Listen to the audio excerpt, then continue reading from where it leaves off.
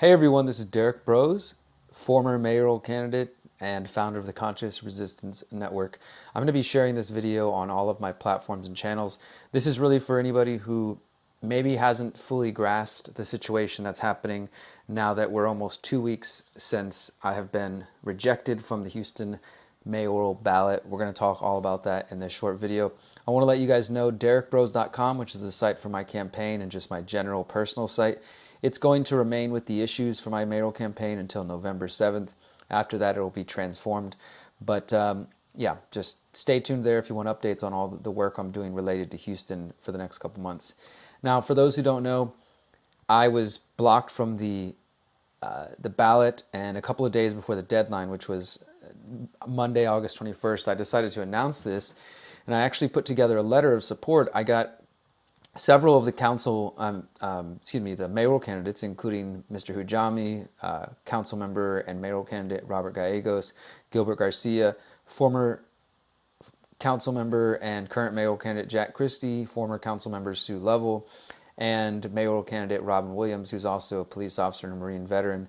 And I also had verbal support from MJ Khan. I want to acknowledge even from Sheila Jackson Lee, as well as Lee Kaplan, saying they believe that I should have the right to run on the ballot.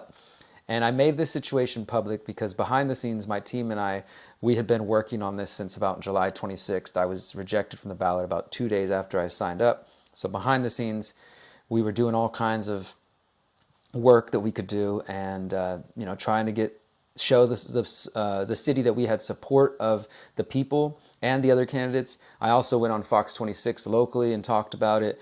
There was mention of it in other Fox 26 shows. Houston Landing wrote about it. So we were generating a good amount of press, but ultimately this is where it ended up, as you can see with this title: Houston rejects mayoral candidate with felony conviction, citing controversial Texas ban.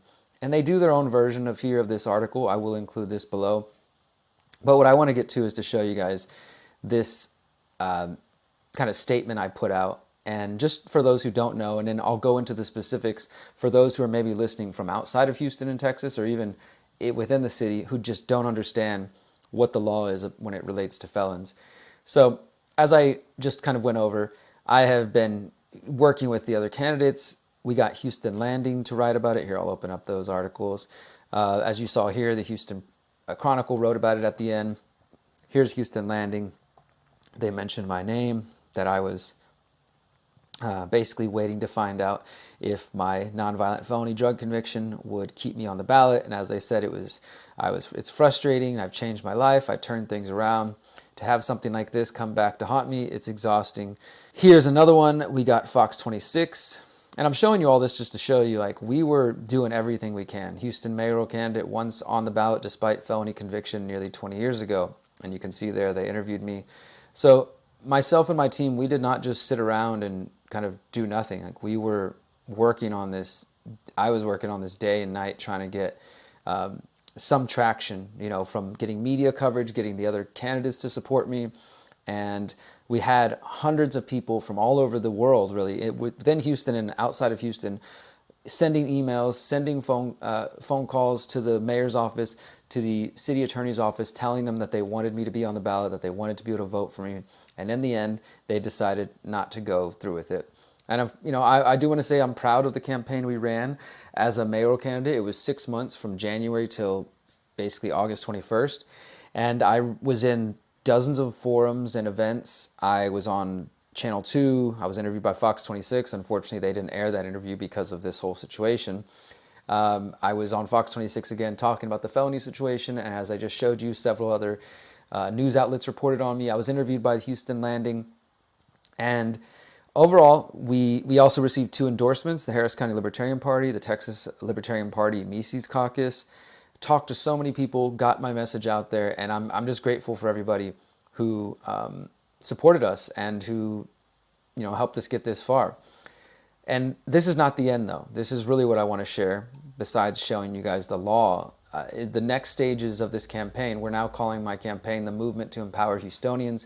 Just a simple name for this temporary campaign for the final 2 months of the Houston races, where we're going to focus on 3 specific issues, promoting them throughout events. And the cool thing is, for those of you who've been following me on social media, the Derrick Broze for Mayor campaign on Telegram and Twitter and Facebook and Instagram and TikTok, I'm still being invited to events. I've still been invited and accepted to certain events despite no longer being on the ballot. So I do plan to continue to attend events. I was at the Fort Bend Mayoral Forum this last weekend. I participated in it. I was on stage. None of the other candidates have any issue with it. They think I should be in the race. And that was covered by the local media as well. I did a radio interview yesterday. That's going to be going out. And I'm still getting invited to places. So we are running a sort of shadow phantom campaign here, even though I'm not officially on the ballot. And no, I cannot be a write-in candidate, because I know some of you will probably suggest that. In Texas, as we're going to go over in a moment, even as a felon from 18 years ago, nonviolent felony, I can't even be a write-in candidate as far as they're concerned.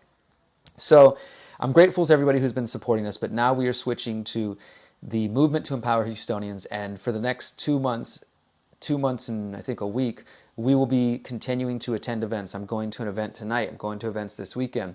And now our campaign material has switched. Instead of just being about promoting Derrick Broze, we are now promoting the various issues that I was bringing to the table. And these issues include promoting Proposition A, which is a proposed amendment to the city charter, which would allow 3 council members to add items to the weekly agenda. And currently in the city of Houston, the mayor is the only one who can do this. And this makes Houston's strong mayoral position one of the strongest in the entire United States, essentially making the mayor a local dictatorship. And that's just not the current mayor, it's just the position itself. And for those of you who've been following, you know that in 2019, I was the only mayoral candidate to raise awareness about the power of the mayoral position, and the only one saying that if I became mayor, I would reduce the power of that office. Well, thankfully it caught on. Houstonians came together, got more than 40,000 petition signatures to get this on the ballot, and now Houstonians in November can vote to make it so that City Council can actually introduce agenda items. And, you know, back in the day when I was fighting to get fluoride out of the water, or fighting about 5G or police violence or homelessness issues, we could only get so far because the city council members have no power to introduce items to actually be discussed on the weekly agenda. So sure, we could go there and yell at the mayor and yell at the city council, but as far as actually getting things done, the mayor is the only one who has that power. Voting yes on Proposition A could change that. Now we're promoting Proposition A. We're going to have yard signs coming very soon for that as well, so please stay tuned. The other 2 issues we're raising awareness about are ending the anti-food sharing ordinance, which is still being used by the current mayor to ticket those who are feeding homeless folks downtown at the public library. And it's something that I've been fighting against since the very beginning back in 2011 when it first passed, so I'm committed to raising awareness on that. And we're also calling for ending the Houston Police Department's ShotSpotter surveillance contract, and this is something I've talked about as well, how this tool is really ultimately a tool for surveillance. It's currently being placed in Black and brown communities. It doesn't even work, so it's not going to reduce gun violence. It's just an expensive tool that the police like to have, but it doesn't actually do what they claim. So those are the 3 issues that the movement to empower Houstonians via my campaign website is going to be promoting.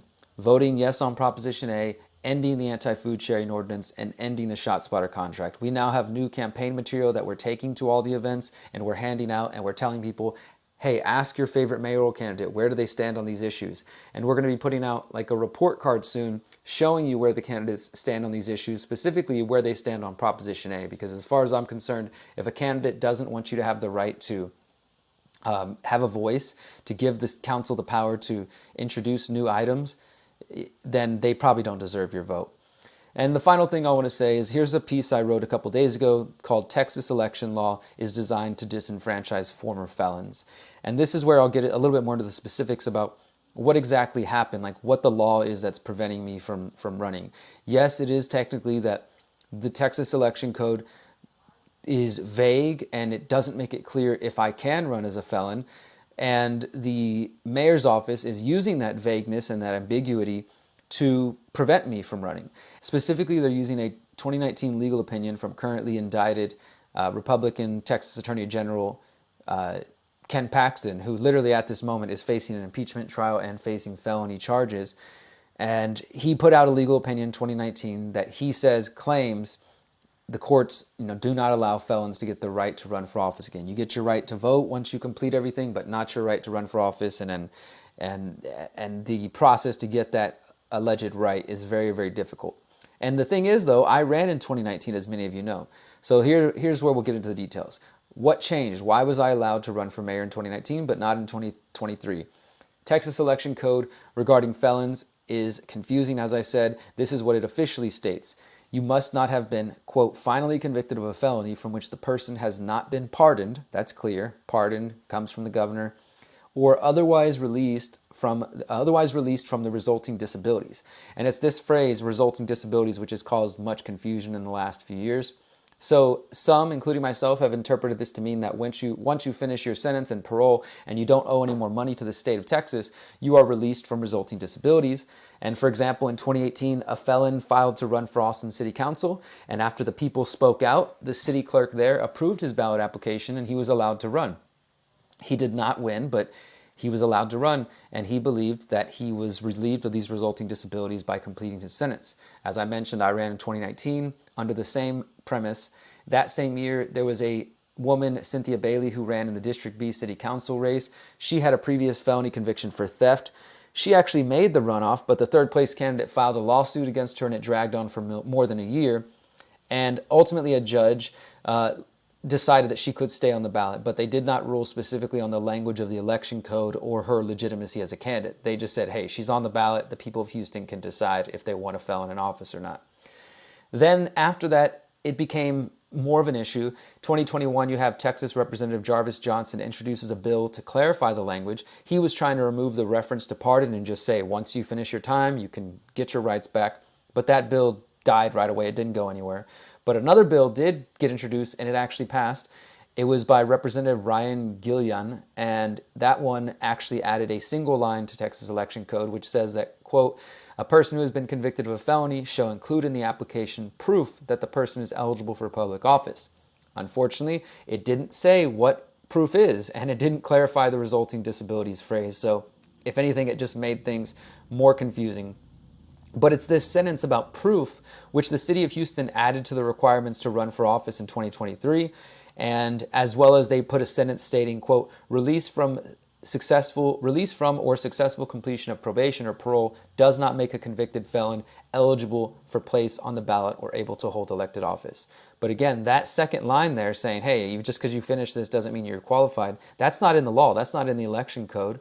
That comes from that 2019 legal opinion that I mentioned by Republican Texas Attorney General Ken Paxton. And this came after he was asked specifically, what do you think about this question? And he wrote a response letter where he says that you do not get your restoration of voting rights once you complete your sentence, and you do not get your full citizenship rights either. And that includes the right to run for office. Now, the whole ironic thing about this is that, as I mentioned, Paxton is currently indicted for felonies. But somebody like him who's connected and works with the governor, clearly he's going to get a pardon before me, just an average person, 18 years after I've been out of prison and, completed this time. So, it's about who you know. Of course, he can get a pardon. Somebody like me will not get a pardon. And that's what's important to understand is not only is the language vague, but the remedies that they claim, which is, just get a pardon. It's not even a realistic possibility because you have to either go through a sheriff and then it goes to the Board of Pardons and Paroles, or you go directly to the board, or you try to go directly through the governor. But ultimately, it all has to go to the governor's desk and he signs it. And Greg Abbott, governor of Texas, he has one of the lowest records for approving pardons in recent Texas history, even lower than George Bush and Rick Perry. So that's not a realistic option. Now, what other options are there for me? The only other option for felons interested in running for office is known as judicial clemency. And Paxton does acknowledge that this is a legal opinion, but I've found that several Texas courts believe felons only have 30 days to apply for judicial clemency once you are released from prison or parole. And I can tell you guys, nobody tells you that at all. When you're getting released or you're about to get off parole, nobody says, oh, by the way, if you ever want to run for office or if you want to get your rights back, you have 30 days to apply for judicial clemency. So you want to go ahead and get that done. Nobody even mentions it. It's never even discussed. It's insane. So here we are, and essentially they're arguing that I am eternally robbed of my constitutional right to freedom of expression and freedom of association because of an 18-year-old nonviolent felony. And I am working with an election lawyer, and I more than likely will be pursuing this lawsuit over the Texas election code, but this is not going to help me get on the ballot. And it doesn't really feel good to be judged for the mistakes of my youth, especially when a lot of these politicians, they like to pay lip service to wanting to help felons re-enter society and, get their lives back together. And here's a felon right here trying to go out there and do good in the community, and they're rejecting him. And a version of what I wrote was actually published today, Thursday, August 31st, in the Houston Chronicle. It's on their website. It's in the physical paper today as well. And they titled it, "I Served My Time, Why Can't I Run for Houston Mayor?" And you can see that there as well. I'll include all the links in these videos. And I just want to say, again, thank you to everybody who has been supporting my mayoral campaign, those who donated, who attended events, who got yard signs and shirts and stickers, and just, I mean, so many people, not even just in Houston, but around the world, helped out in different ways. And I'm so grateful for that, and I'm disappointed that I can't complete this race for you. But I just want you to know that me and my team are not going anywhere. We have 2 more months. We're committed to trying to get the issues that I was talking about, continue to keep them in the discussion, and raise awareness on them. So your support means a lot. And the other thing I want to say to my normal audience who is probably wondering, Derrick, I still don't get it why you're running for mayor in a rigged system. Guys, believe me, I understand the system is rigged. Part of me running is to highlight that and to show people who don't really understand how rigged the system is. Because I'm sure some of you are thinking, oh, Derrick, big surprise. The system used some, creative ways to keep people like you out and to keep your voice from being heard. Yeah, I know, it's not that big of a surprise, but now people are hearing about it. Now it's in the local paper, it's on the local media. I've been able to raise this as an issue itself, and I'm already seeing people, even in this Chronicle piece that came out today, you can look at the comments and somebody says, oh, I went and looked at his website. A lot of the ideas he says aren't that bad. They're pretty good. They should let him run. So the ideas that people are going to find about my work, hopefully through that, they're going to be led to learning more about the conscious resistance and to my journalism and my work outside of this mayoral campaign, and we can continue to plant seeds in the minds of Houstonians and others around the world. That has been my goal from the very beginning, and I appreciate you guys. So with that said, you probably won't hear much about my mayoral campaign from here going out unless you're directly following my campaign. You'll continue to hear updates on Proposition A and everything else that we're doing. So please subscribe for that at derrickbroze.com if you're not already. But for those of you who follow my other work regularly, you probably won't hear much after that. I just wanted to make this video to sort of summarize everything I've been up to, what I've been dealing with, and what the actual law says and what I'm facing. If and when I do decide to file this lawsuit, you'll probably hear about that. But for now, let's move on to other things. Thank you guys so much for the support. I really, really do appreciate it. Until next time, remember, you are powerful, you are beautiful, and you are free.